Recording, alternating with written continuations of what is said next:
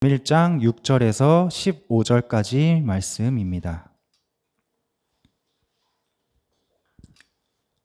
신약성경 142쪽에 있습니다. 요한복음 1장 6절에서 15절까지 저랑 번갈아서 교독하겠습니다. 하나님께로부터 보내심을 받은 사람이 있으니 그의 이름은 요한이라.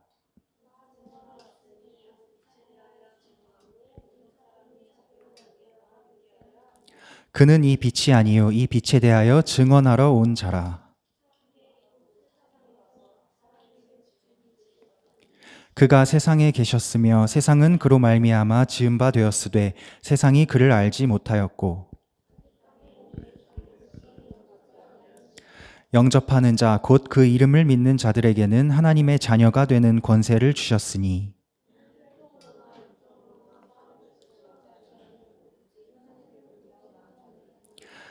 말씀이 육신이 되어 우리 가운데 거하심에 우리가 그의 영광을 보니 아버지의 독생자의 영광이요 은혜와 진리가 충만하더라. 요한이 그에 대하여 증언하여 외쳐 이르되 내가 전에 말하기를 내 뒤에 오시는 이가 나보다 앞선 것은 나보다 먼저 계심이라 한 것이 이 사람을 가리킴이라 하니라. 아멘. 네, 여러분, 우리 오늘 많은 학생들이 못 왔는데 괜찮습니다. 여러분이 있으니까 여러분이 말씀을 잘 듣고 이따가 혹은 다음 주에 친구들 오면은 이런 말씀이었다고 잘 얘기해 주세요. 알겠죠? 네. 우리가 저번 주에는 수련회를 정리하는 날이었기 때문에 로마서 말씀을 나눴고 이제 다시 복음서로 돌아왔습니다. 그런데 감사하게도 우리 수련회 말씀과 너무 잘 이어지는 말씀입니다. 세례 요한이 빛 되신 예수님을 증언하는 이야기가 오늘 성경 본문입니다. 여러분, 우리 2박 3일 동안 했던 겨울 수련회에서 이제 말씀을 들었죠. 예배 시간에 말씀을 들었는데 그 말씀에서 핵심이 된 두 단어를 꼽자면 뭘 꼽을 수 있을까요? 우리 수련회 말씀에 핵심이 되는 단어 두 가지. 정답은 없어요. 떠오르는 대로 나랑 마음이 통하나 한번 보려고. 뭐가 있을까요? 우리 수련회 말씀에 핵심이 됐던 단어 두 가지. 오늘 말씀에 좀 힌트가 있어요. 뭐가 있을까요? 뭐가 있을까요? 일단 첫 번째는 우리 주제가 뭐였죠? 수련회 주제? 등불. 우리는 하나님의 등불이었죠. 그래서 등불이 하나의 핵심 단어였고 또 하나는 뭐였죠? 빛. 그쵸. 등불과 빛이 우리 수련회 말씀에 어떻게 보면 가장 핵심이 되는 두 단어였습니다. 그런데 오늘 말씀에 보니까 이 요한복음을 쓴 요한복음의 저자 요한도 예수님을 표현할 때 빛으로 표현하는 경우가 많이 있는 것을 볼 수 있습니다. 요한이 누군지 전사님이 예전에 설명을 잠깐 해줬었는데 다시 조금 해드리자면 요한은 예수님의 12 제자 중에 한 사람인데요. 예수님과 가장 가까이 붙어서 다니던 사랑받는 제자였어요. 그 예수님과 제자들이 밥 먹는 모습을 그린 그림이 있는데 그 그림을 보면 요한은 항상 예수님 품 안에 자리를 잡고 이렇게 누워서 밥을 먹고 있습니다. 그 정도로 예수님을 아주 껌딱지처럼 붙어 다니던 제자가 요한이었습니다. 그런 요한이 이 요한복음을 쓰면서 예수님을 모르는 사람들 혹은 예수님을 알긴 아는데 오해하고 있는 사람들에게 예수님은 이런 분이십니다 라고 설명을 할 때 쓴 표현 중 하나가 이 빛이라는 표현이에요. 요한은 자기가 쭉 예수님을 따라다니면서 같이 있어 본 결과 예수님은 정말 빛 같은 분이다 라고 확신을 했었던 것 같습니다. 우리도 수련회 동안에 등불과 빛에 대해서 많이 배웠죠. 초막절 그 등불 앞에서 예수님께서 하신 한 줄의 설교도 우리가 보았습니다. 요한복음 8장에 12절에 나는 세상의 빛이니 나를 따르는 자는 어둠에 다니지 아니하고 생명의 빛을 얻으리라 하는 말씀을 봤죠. 우리도 빛에 대해서 많이 배웠습니다. 그렇기 때문에 세상 사람들처럼 성경은 너무 추상적이야. 어떻게 사람을 빛에 비유해. 그게 무슨 뜻인데? 라고 하지만 우리는 이 말을 너무나도 잘 이해할 수 있어요. 그냥 빛 대신에 예수님을 넣으면 되는 거예요. 그렇기 때문에 오늘 우리 읽은 말씀 중에서 1장 6절에서 8절까지를 빛이라는 글자 대신에 예수님이라는 글자를 넣어서 같이 한번 읽어볼까요? 요한복음 1장 6절에서 8절까지 말씀을 빛 대신에 예수님을 넣어서 한번 읽어보겠습니다. 시작. 하나님께로부터 보내심을 받은 사람에 있으니 그의 이름은 요한이라. 그가 증언하러 왔으니 곧 예수님에 대하여 증언하고 모든 사람이 자기로 말미암아 믿게 하려 함이라. 그는 예수님이 아니요 예수님에 대하여 증언하러 온 자라. 아멘. 8절까지. 이렇게 빛을 예수님이라고 딱 치환해서 읽고 나면 예수님과 빛의 관계 그리고 예수님과 요한의 관계가 아주 명확하게 보이게 됩니다. 요한이 누구입니까, 여러분? 그 전에 지금 요한 하니까 헷갈릴 수도 있어서 전사님이 잠깐 설명을 할게요. 이 요한복음의 저자인 요한이 있고요. 사랑받는 제자 요한이 있고요. 또 다른 요한이 있어요. 그렇죠. 세례 요한. 우리 랍비께서 말씀하셨습니다. 세례 요한이 있죠. 전사님이 사가랴 엘리사벳 얘기를 했었을 때 그 사가랴의 아들 세례 요한 있지 않으셨죠, 여러분? 그 요한이 지금 예수님에 대해 증언하는 것을 예수님의 제자인 요한이 또 증언하는 거예요. 뭔지 알겠죠? 네. 그렇습니다. 그걸 잘 머리에 두시고 헷갈리시면 안 돼요. 요한이 계속 나온다고 해서. 전사님이 원래 오늘 PPT에 말씀을 많이 준비했는데 이거를 제가 찾아서 한번 읽어드릴게요. 우리가 사가랴 엘리사벳 요한에 대한 그 말씀을 배우긴 했는데 좀 오래돼서 까먹었을까봐 전사님이 잠깐 읽어줄게요. 들으면 기억이 날 겁니다.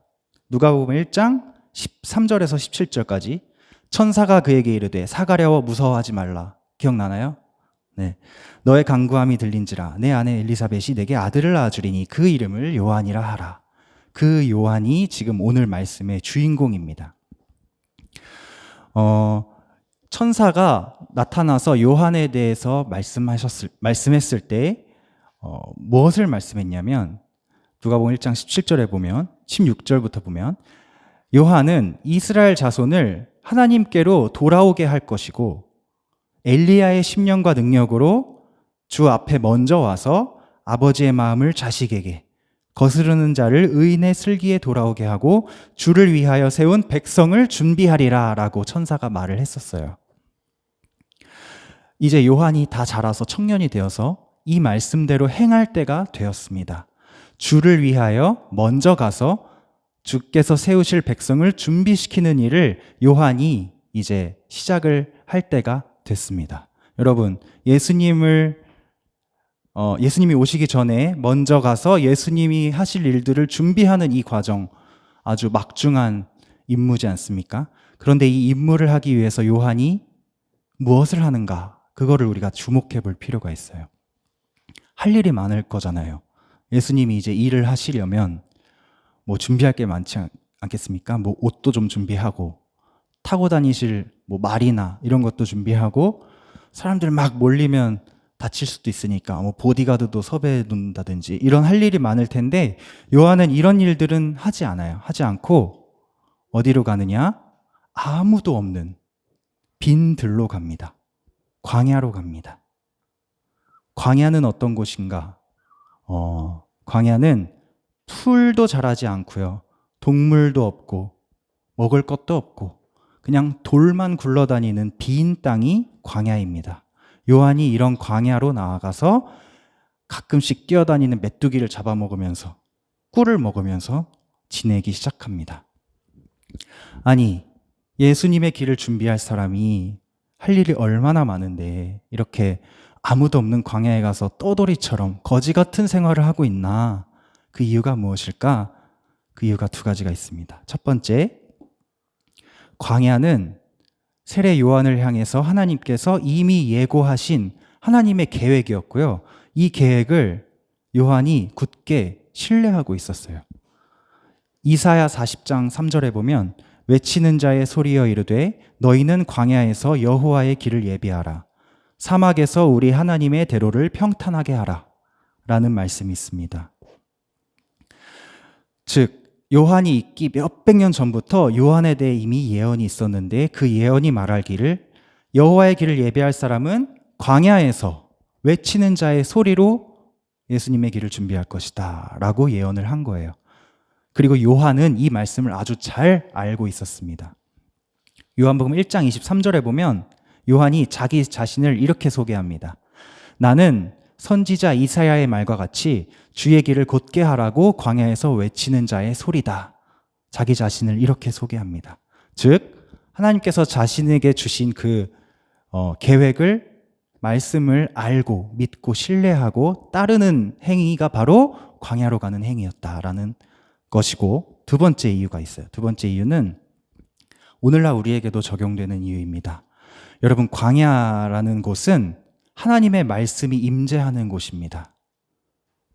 뭐라고요? 광야라는 곳은 하나님의 말씀이 임재하는 곳이다.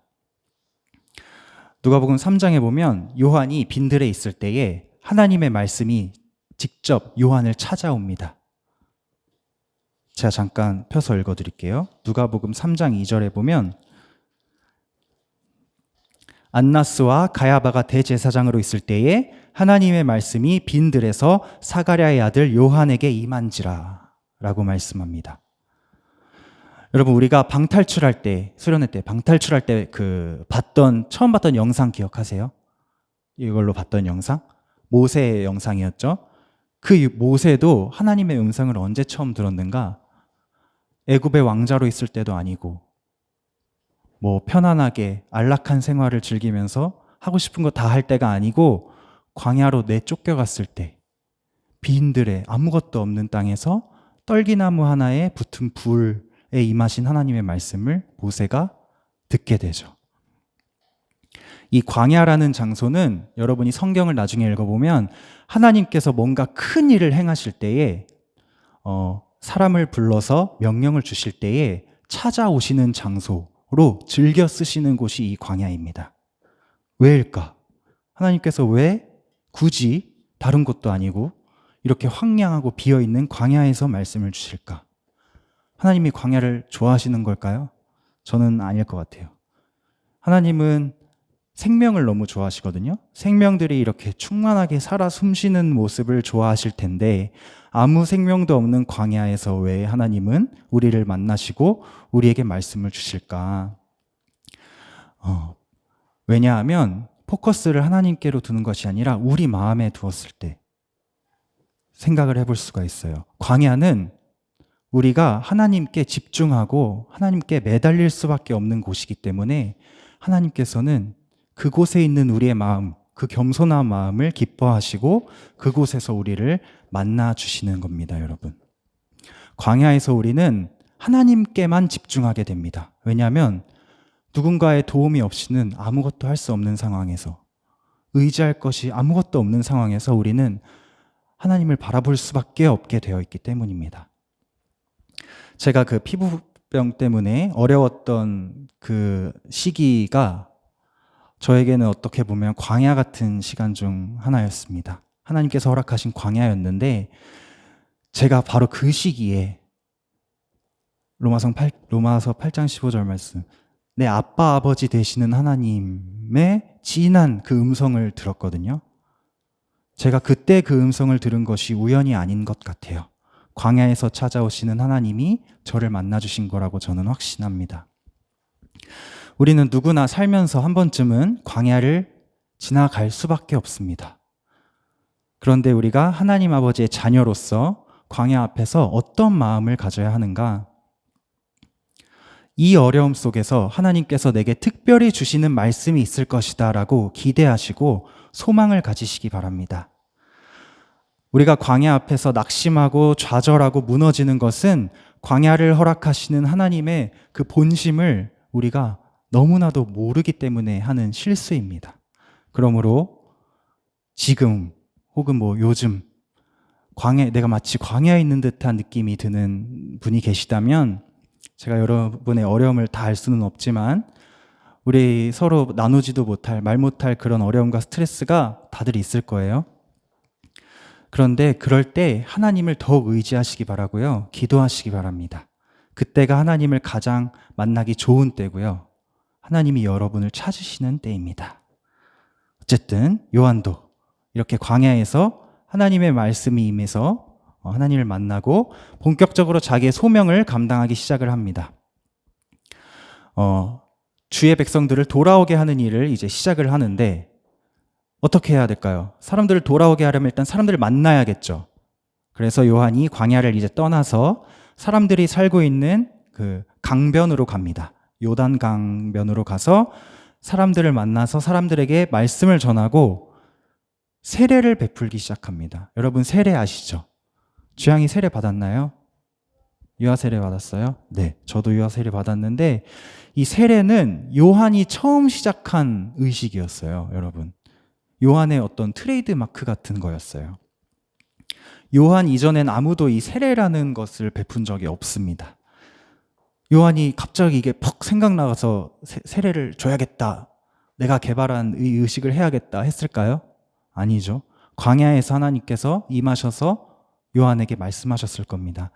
내 백성을 돌아오게 하기 위해서 너가 해야 될 것은 회개의 세례를 베푸는 일이다. 요한이 이를 아멘으로 받아들이고 회개의 세례를 베풀기 시작합니다.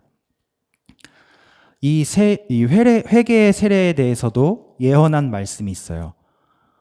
세례 요한이 오기 400년도 더 전에 있던 마지막 선지자 말라기 4장 6절에 보면 그가 아버지의 마음을 자녀에게로 돌이키게 하고 자녀들의 마음을 그들의 아버지에게로 돌이키게 하리라. 돌이키지 아니하면 두렵건대 내가 와서 저주로 그 땅을 칠까 하노라 하시니라 라는 말씀이 있습니다. 즉 세례 요한이 베풀 이 회개의 세례는 백성들이 아버지께로 돌아오게 하기 위한 준비하는 그 방법이다라는 것을 말라기 선지자가 예언을 해놓은 것입니다. 여러분 회개해야 하는 이유가 뭘까요? 전에도 전사님이 말씀드렸지만 우리가 예수님을 진정 받아들이고 예수님을 믿고 예수님처럼 되려면, 예수님과 함께 살아가려면, 예수님을 맞이하려면 준비를 하나 해야 되는데 그 준비가 바로 회개입니다. 회개가 뭐라고 했죠? 전사님 예전에? 혹시 기억나는 분 있어요? 회개는 내가 내 마음대로 이렇게 가던 길을 멈추고 하나님께로 돌아서는 것이 회개라고 전사님 말씀드렸었습니다, 여러분. 아무리 밝은 빛이 예수님이 내 앞에 있어도요, 우리가 이렇게 눈을 감고 있으면 빛을 볼 수가 없습니다. 눈을 뜰 때까지 그냥 계속 어둠 상태에 있는 거예요. 예수님이 오셔도 우리가 마음을 열지 않고 우리 안에 있는 이 어둠을 예수님께 꺼내놓지 않으면 빛이 빛의 역할을 할 수가 없습니다. 그러므로 우리는 예수 공동체가 되기 위해서 먼저 예수님께 열린 마음을 가져야 합니다. 때로는 내 안에 있는 죄와 어두운 모습과 컴플렉스와 숨기고 싶은 어떤 상처와 이런 것들이 있어요. 이런 아픔들이 있어요. 그것을 누군가에게 꺼내놓는 것이 정말 죽기보다 싫을 때가 있습니다. 제게 그런 경험이 있는데, 제가 예전에 아토피가 한창 심했다가 낫고 좀 낫는가 싶었는데 무슨 화폐상 뭐가 난 적이 있어요. 이렇게 동그랗게 뭐가 생기는 병이에요. 그게 엄청 심하게 나서 고생을 한 적이 있는데 이게 처음에는 상처 부위가 되게 작아요. 진짜 동전 같아요. 그래서 동전형 뭐라고도 하기도 하던데 이게 몸에 이제 곳곳에 다리와 팔에 났습니다. 근데 처음엔 괜찮을 줄 알았어요. 그냥 이러다 말겠지 했는데 이게 점점 커지는 거예요. 그래서 이만해지고 흉터가 막 생기기 시작합니다. 그래서 제가 병원에 갔어요. 병원에 갔는데 의사 선생님이 봅시다 하시는 거예요. 근데 제가 여름에도 이게 너무 보여주기 싫어서 긴 옷 입고 토시하고 막 가디건 입고 다녔거든요. 반바지도 못 입어서 맨날 긴 바지 입고 다녔었고 해수욕장에 놀러 갔는데도 계속 긴 팔 긴 바지로 다니던 때가 있었어요. 이 화폐상 이것 때문에.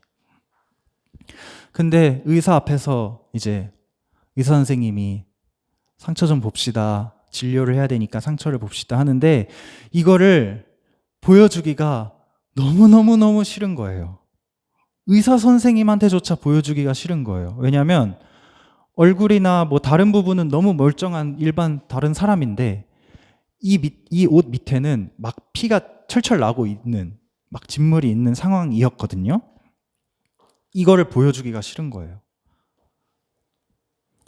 뭐 의사인데 뭐 어때? 라고 생각할 수도 있는데 이 마음은 정말 이걸 아는 사람만 알 수 있어요. 옷을 걷기가 너무나도 싫었습니다. 그런데도 보여줘야 했습니다. 왜냐? 이걸 보여줘야만 의사가 이 상처를 보고 진단을 하고 치료를 진행할 수 있기 때문에. 여러분, 우리의 마음도 비슷한 것 같아요. 우리 마음 안에 정말 고백하기 싫은, 하나님께조차 고백하기 싫은 죄가 있습니다. 컴플렉스가 있고요. 어떤 나의 약점이 있고, 상처가 있고, 아픔이 있습니다. 반복되는 죄들이 있습니다. 내가 정말 짓기 싫은 죄인데, 죄에 매번 무너져서 지는 죄들이 있어요. 그런 죄들을 하나님께 고백하기가 쉽지 않습니다. 상처를 보여주는 것처럼. 그런데 여러분, 그거를 넘어서서 예수님께 예수님, 제 상태가 이렇습니다 라고 보여드리고 고백하는 과정이 정말로 정말로 꼭 필요합니다. 왜냐하면 사실 예수님께서는 우리가 우리 마음에 있는 어떤 상처를 보여드리지 않아도 다 아세요. 우리를 지으셨고 우리와 언제나 함께 계시는 분이기 때문에 우리의 마음에 있는 어떤 그런 상태들을 예수님께서 너무 잘 아십니다. 그치만 예수님은 우리가 그 죄들을 드러내고 보여드리고 고백을 하기 원하세요. 성경 보면, 복음서 보면 예수님께서 항상 병자들을 고치실 때 이렇게 슉슉슉 고치지 않으세요. 항상 다가가서 대화하시고 내가 내게 무엇을 해주기 원하느냐 물어보세요. 당연히 아실 건데 저 이 병이 낫고 싶어요 라고 말할 걸 아심에도 불구하고 굳이 물어보세요. 왜 물어보시는가? 하나님은 우리와 일방적인 관계를 맺고 싶으신 게 아니라 너무나도 인격적이신 분이기 때문에 우리와 아버지와 자녀처럼, 때로는 친구처럼 친밀하게 지내시길 원하시는 분이고요. 우리 마음이 서로 통하길 원하시고요. 하나님과 우리가 같은 성품, 같은 가치관을 가지고 살아가기를 원하시고요. 우리가 하나님을 온전히 신뢰하고 의지하고 내 가장 깊은 곳에 있는 죄까지도 내어드릴 수 있을 만큼 그분을 의지하고 신뢰하기를, 자발적으로 따르기를 원하시는 분이 하나님이십니다. 그렇기 때문에 우리는 회개해야 하는데 그 회개가 우리 마음속에 있는 그 아주 더러운 것들, 정말 입 밖으로 꺼내기도 싫은 것들까지도 예수님께 고백하고 저 좀 고쳐주세요. 저 좀 깨끗게 해주세요. 할 수 있는 그런 겸손한 마음이 필요합니다. 그것이 회개입니다. 여러분, 수련회 하는 동안에 제가 여러분 그 기도하는 모습을 보면서 정말 큰 감동을 받았습니다. 찬양할 때도 마찬가지. 그 나는 자유에 뛰면서 찬양할 때 제가 여기서 핸드폰으로 영상을 찍었는데 이렇게 눈물이 나려고 하더라고요. 다 뛰고 있는데 저는 혼자 다른 공간에 있는 것처럼 눈물이 사실 조금 나긴 했어요. 어쨌든 여러분, 평생을 사는 동안에 지금처럼 순수하고 솔직한 그런 모습으로 하나님을 신뢰하시고 사랑하기를 축복합니다. 여러분, 하나님 앞에서는요, 여러분도 그렇고 저도 그렇고 선생님들도 그렇고 마찬가지로 하나님 앞에서는 평생 어린아이로 남아있어도 괜찮습니다. 사람들을 대할 때는 때로는 이렇게 성숙한 모습도 보여줘야 되고요. 무게도 잡아야 될 때가 있어요. 그런데 하나님 앞에서는 그냥 어린아이로 있어도 됩니다. 어린아이가 엄마 품에 안겨 있는 것처럼 하나님께 꼭 붙어 있는 그 믿음이 사실은 가장 성숙하고 지혜로운 믿음입니다. 잊지 마시길 바랍니다. 그런데 요한이 이렇게 회개하라 외쳤는데 유대인들은 이미 마음이 너무너무 굳어져 있었어요. 내 안에 있는 죄를 하나하나 고백하는 게 불편했어요. 그래서 요한이 전하는 이 회개하라는 메시지가 너무나도 찔리면서도 듣기 싫은 소리였습니다. 특히 요한은 종교적인 어떤 지도자들이나 높은 지위에 있는 사람들한테도 서슴없이 쓴소리를 했어요. 너 종교 지도자면 뭐해? 너 그 상태로는 구원자를 만날 준비가 하나도 안 돼 있어. 이렇게 말을 했거든요. 이런 요한을 보면서 사람들의 반응은 정확히 둘로 나뉘었습니다. 네가 뭔데 그렇게 말해? 라고 따지는 사람이 있었고요. 반대로 저 사람 보통 사람이 아니다. 어떻게 저렇게 앞뒤 안 가리고 회개하라는 강한 말씀을 누구에게나 전할 수 있지? 이렇게 따르는 무리가 생기기 시작했습니다. 그런데 이제 종교 지도자들이 요한에 대해서 뒷조사를 시작을 합니다. 아, 쟤 너무 불편한 소리를 많이 한다. 뭔가 뒤에서 캐면 뭐가 있을 거야 라고 해서 뒷조사를 하는데 파도 미담만 나와. 왜냐? 출신도 좋아요. 사가랴의 아들이잖아요. 제사장의 아들. 의로운 제사장이라고 소문난 사가랴의 아들이고 젊은 시절부터 광야로 빈들로 나가서 경건한 삶을 살면서 세속과 멀리 떨어진 상황에서 하나님의 말씀을 받아서 지금 이 말씀을 전하고 있다. 깔 게 없는 이 깨끗한 요한의 어떤 뒷배경이 드러나자 점점 더 많은 사람이 요한을 따르기 시작합니다. 사람들이 이렇게까지 생각합니다. 성경에 보니까 아, 저 사람이 우리가 기다리고 있는 구원자인가 보다. 메시아인가 보다. 이 사람인가 보다 라고 생각을 하는 사람들까지 나타났어요. 아니, 우리 예수님은 그럼 요한이랑 6개월밖에 나이 차이가 안 나는데 우리 예수님은 어디서 뭘 하고 계신 걸까? 요한은 저렇게 지금 스타가 되어가지고 사람들이 저분이 메시아 아니야? 라고 할 정도로 인기를 누리면서 그렇게 있는 상황인데 예수님께서는 뭘 하고 계시는가? 성경에 아무것도 나와 있지 않기 때문에 우리가 알 수 없지만 예수님께서 이제 처음으로 사람들 앞에 공개적으로 자신의 사역을 시작하시는 장면이 마태복음 3장에 나옵니다. 이걸 말씀을 보고 마칠 건데요. 여러분 이 말씀은 같이 찾아서 읽었으면 좋겠습니다. 마태복음 3장 13절을 보겠습니다.